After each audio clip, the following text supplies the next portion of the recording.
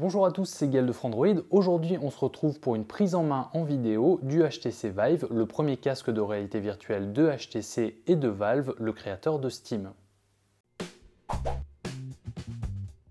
Le HTC Vive, c'est un casque de réalité virtuelle, semblable à Oculus Rift, mais avec une grosse fonctionnalité en plus, il est capable de traquer les mouvements de l'utilisateur dans l'espace. Pour ce faire, il utilise deux cubes qui émettent des lasers, de la lumière donc, qui vont se refléter sur des petits capteurs qui sont situés sur la façade du casque et sur les deux joysticks sans fil du HTC Vive. Ce tracking, il fonctionne extrêmement bien, c'est-à-dire que l'on peut se déplacer dans une surface de 5 mètres par 5 mètres maximum,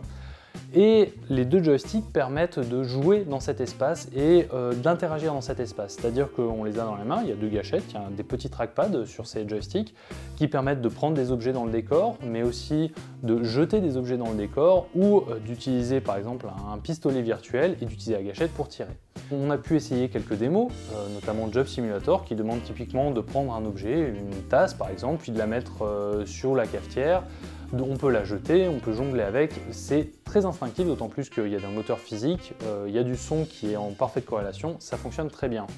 Le plus fun, c'est quand même par exemple sur les jeux de zombies, où là on prend carrément un pistolet, quand on tire, on sent la vibration dans le joystick, on peut viser en mettant devant ses yeux, on peut tirer où on veut, se déplacer, esquiver, c'est vraiment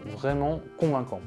Le HTC Vive a un problème de poids, c'est son prix qui est de 972 €, frais de port compris, associé à un PC de jeu nécessaire pour faire tourner les titres, qui coûte entre 1000 et 1500 €, puisque ça demande une grosse configuration,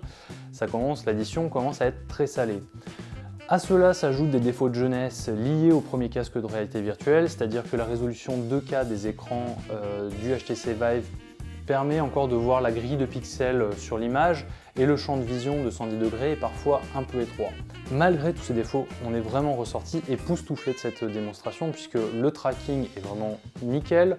il n'y a aucun temps de latence, on s'amuse énormément avec la 3D, avec l'espace, à jouer avec l'environnement.